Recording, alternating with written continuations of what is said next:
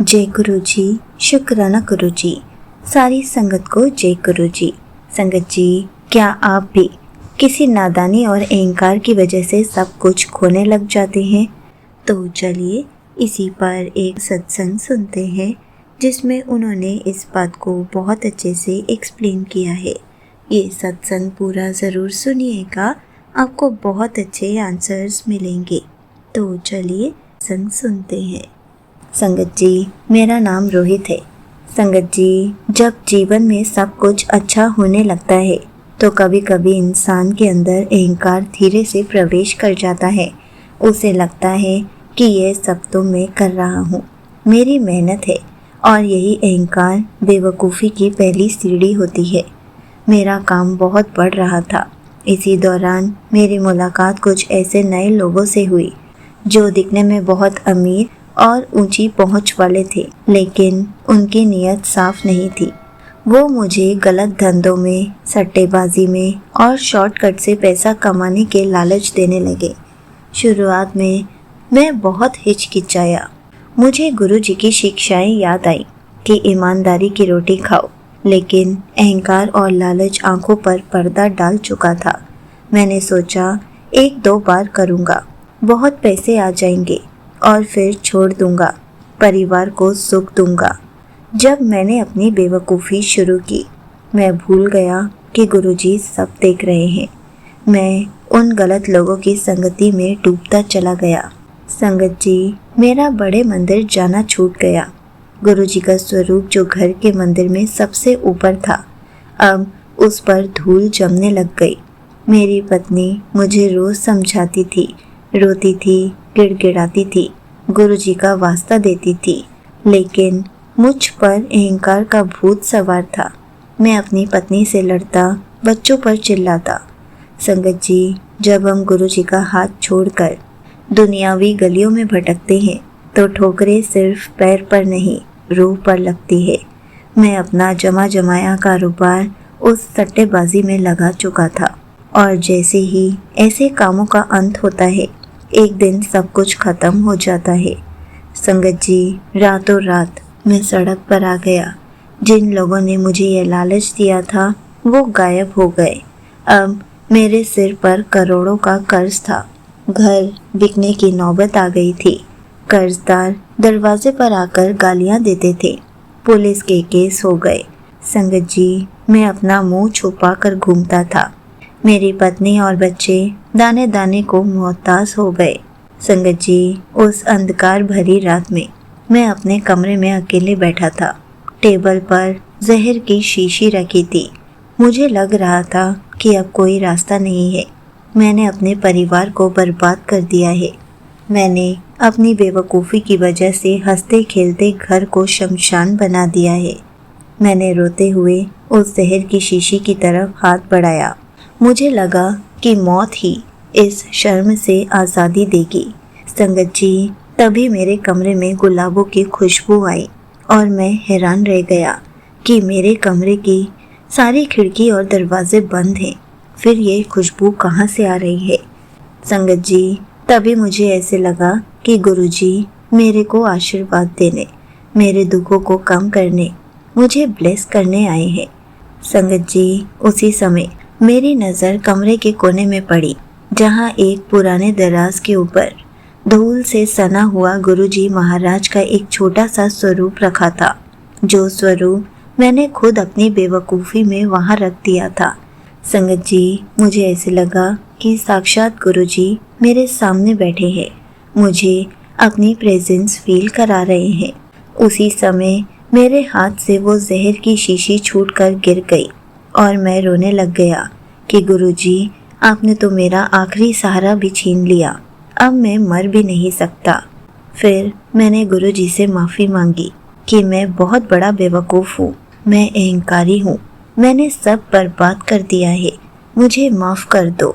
मैं पूरी रात रोता रहा, गुरुजी के चरणों में अपनी बेवकूफ़ी का पश्चाताप करता रहा। संगत जी, हमारे गुरुजी महाराज सिर्फ गलतियों को माफ़ नहीं करते, वो उस कचरे को साफ करके जीवन को फिर से महका देते हैं। मैंने सुबह उठकर सबसे पहले उस जहर की शीशी को फेंका। घर के मंदिर को साफ किया, गुरुजी के स्वरूप को आदर से विराजमान किया, पत्नी के चरणों में गिरकर माफ़ी मांगी। जो गुरुजी को बहुत मानती थी, उसने भी मेरी वजह से गुरुजी को मानना बंद कर दिया था, क्योंकि मैं गलत रास्ते पर चल रहा था और वो गुरुजी से लड़ रही थी, गुस्सा थी। और मैंने अपनी पत्नी के साथ मिलकर गुरुजी के आगे जोत जलाई और मैंने ही उसे कहा, देखना गुरुजी सब कुछ ठीक कर देंगे, मैं इतनी मेहनत करूँगा। संगत जी, मैं कर्जदारों के पास गया, हाथ जोड़े और मैंने उनसे थोड़ा सा समय मांगा कि मैं आपके सारे पैसे खुद लौटा दूंगा। संगत जी, जब गुरुजी साथ हो तो पत्थर भी मोम हो जाती है। मैं गुरुजी को अपने साथ लेकर गया और सारे कर्जदार मान गए। शुरुआत में मुझे बहुत मुश्किल हुई, लेकिन अब मैं बदल चुका था। गुरुजी मुझे समझा चुके थे कि मैं गलत रास्ते पर हूँ। मैंने हर काम शुरू करने से पहले गुरुजी से बात करता था कि गुरुजी चलो ये काम शुरू करते हैं। संगत जी, मैं दिन रात मेहनत करता था और साथ साथ गुरुजी से बातें करते हुए काम खत्म करता था। गुरुजी ने मेरी बाँह फिर से थाम ली थी। संगत जी, जब पूरी दुनिया छोड़ देती है तब गुरुजी हमारा हाथ थाम लेते हैं। धीरे धीरे मेरा काम फिर से चलने लगा, कर्ज उतरने लगा, घर की नीलामी रुक गई, परिवार में फिर से खुशियाँ वापस आई। लेकिन इस बार उस खुशी की बुनियाद अहंकार नहीं बल्कि गुरुजी का साथ था। मैं अक्सर उस रात को याद करके कांप उठता हूँ जो मैं अपनी बेवकूफ़ी में अपनी जान लेने चला था। अच्छा हुआ कि गुरुजी ने वो जहर की शीशी को नीचे गिरवा के तुड़वा दिया, नहीं तो मैं अभी इस संसार में ही नहीं होता और मेरे बीवी बच्चे हमेशा के लिए अकेले रह जाते। संगत जी, गुरुजी हमें यही सब समझाते हैं कि हमें दुनिया के लालच में, अहंकार में, रिश्तों के मोह में आकर बेवकूफ़ी नहीं करनी चाहिए। अपने अंतर मन को टटोलना चाहिए कि क्या हम कोई ऐसा काम कर रहे हैं जो गुरुजी को पसंद नहीं। अगर हाँ तो अभी भी संभल जाइए।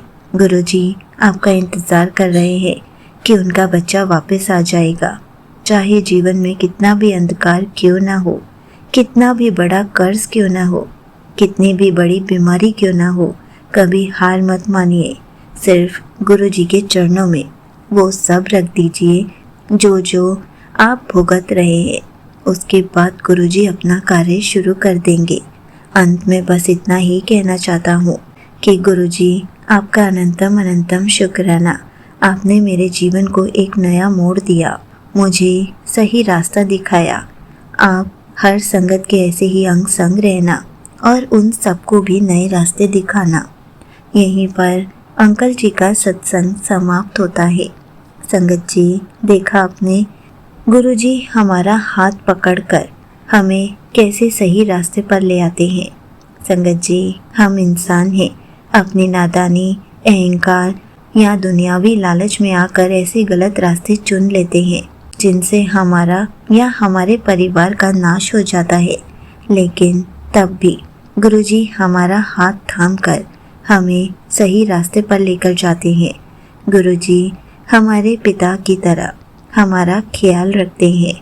संगत जी, एक बार कोई भी काम करने से पहले हमें सोच लेना चाहिए कि हम सही काम कर रहे हैं या गलत रास्ता चुन रहे हैं, क्योंकि हमें हर पल गुरुजी के बताए हुए रास्ते पर ही चलना चाहिए। और जो भी टेंशन है, प्रॉब्लम है, कोई भी कर्ज है, जो कुछ भी है, सब कुछ गुरुजी के ऊपर छोड़ देना चाहिए, क्योंकि गुरुजी ही हमें इन सब से राहत दिला सकते हैं, इन सब को हमारी लाइफ से दूर कर सकते हैं। इसलिए आप बस गुरुजी को हर पल अपने साथ रखिए, उनसे बातें करते रहिए, उनको अपने साथ ले जाइए। उसके बाद देखिए कैसे गुरुजी आपको हर पल सही रास्ते पर रखेंगे, कैसे आपके फेस पर हमेशा स्माइल बनाए रखेंगे, कैसे आपके साथ कभी भी कुछ गलत होने ही नहीं देंगे।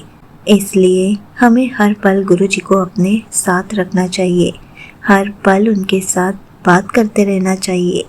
जय गुरुजी, शुक्राना गुरुजी।